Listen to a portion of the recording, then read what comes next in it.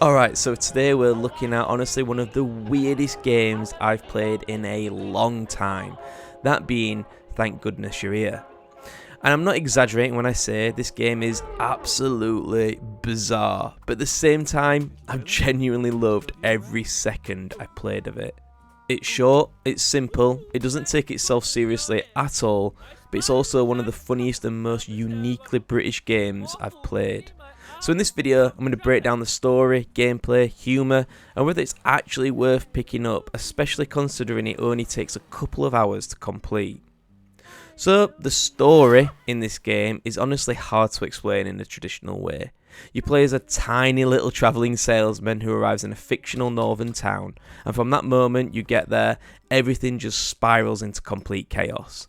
There's not really one big overarching narrative, instead the game is made up of loads of small, connected scenarios where you're helping out the locals. And when I say helping, I mean fixing completely ridiculous problems, getting dragged into random situations, and just genuinely causing as much chaos as you solve.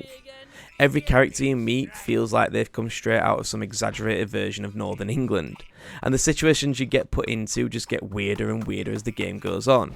Especially anyone who's played this game knows just how weird this can get with a certain fish scene. It's one of those games where you're not playing it for a deep emotional story, you're playing it because you genuinely have no idea what's going to happen next. Now the humour and dialogue is easily the strongest part of this game. The humour is absolutely top tier, especially if you're from the UK, and even more so if you're like me and from the north of England. There are so many accents, phrases and little cultural references that just hit perfectly. If you're somewhere like Yorkshire, the game is honestly going to feel way too familiar at times. The dialogue is brilliant and every character has personality, and the way they talk, it just feels natural, even when what they're saying is just completely ridiculous. And it's not just the main dialogue either. There are just loads of little details scattered around. Funny graffiti on walls, background conversations and random hilarious signs. It all just adds to the humour. It's one of those games where you could just stand still for a minute, look around and probably find something funny without even progressing. And honestly, I can't remember the last time I played a game that made me laugh like this consistently. I went back and I played through this twice, and even the second time I went through I still noticed things I didn't see the first time that still had me chuckling.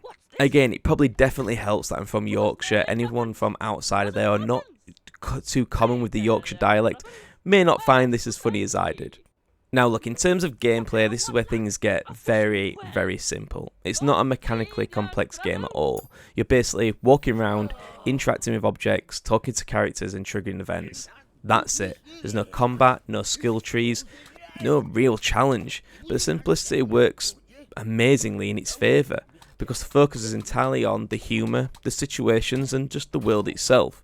You're not worrying about mechanics or difficulty, you're just experiencing a game, and because of that it's super easy to pick up and play. It's also one of those games which works perfectly on something like the Steam Deck. You could just sit back, relax and play through it without any stress. Even my girlfriend managed to pick this up and play it without any issues whatsoever. Now looking at it visually, the game has a real distinctive style. It's very cartoonish and very exaggerated, and it just fits that tone perfectly.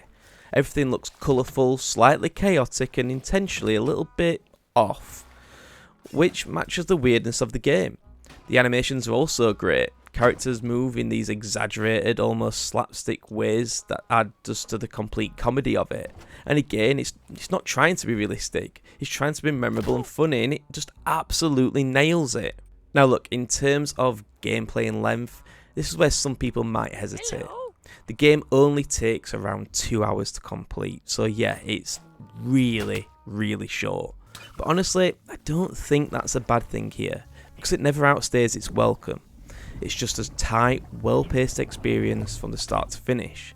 You can also 100% this game pretty easy. I managed to do that in just 2 playthroughs, which gives it a little bit of an extra value, I guess. I will admit, at around £7, I personally think that's worth it. It is on, I know it sounds silly, but probably the dearer side of a game like this. You probably expect to pay maybe £3 or £4 for something like this, considering just how short it is. But yeah, if you're from probably the north of England, like I say, you'll probably enjoy this even for £7, and it probably is worth it. Anyone outside of that, maybe wait until it drops down a little bit further. It's just one of those games ultimately though where you're playing it for the experience and not the length.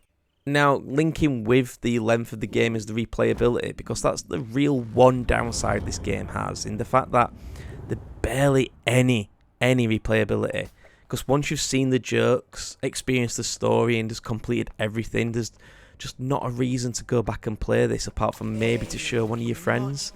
You might replay it once in a while just to pick up anything and see if you've missed anything, but after that you're probably completely done. And I think it's fair to say that it's just that kind of game where it's just not got the replayability issue. And again, is that a bad thing? Probably not, because they've nailed the first time experience, and for that little price, I think that's all that matters. So just to recap on the pros and cons, well, what it does well is it's genuinely funny throughout. It's got brilliant dialogue and writing, a unique setting and style. It's super easy to pick up and play, and it's great for a short play session if you just want to play a little something just to pass an hour or two.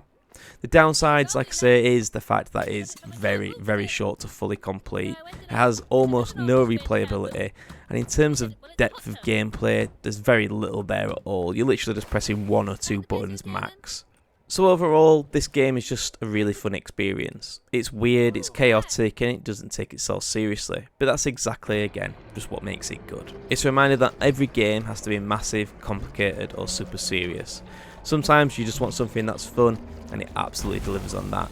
Reviews on Steam at minute sit at overwhelmingly positive, and the Metacritic has it down at 89. Again, it's one of those games that I've just got to completely agree with that, because of the short time that you get to play this game, it is fantastic. A real top tier, top notch, small little playthrough game. If you've never played this before, I would advise to try and give it a go. Like I say, especially if you're from England, or at least the north of England, I think you'd absolutely love this. And even if you're not, just to see just how crazy the story gets. I hope you've enjoyed this short little video review of Thank Goodness You're Here.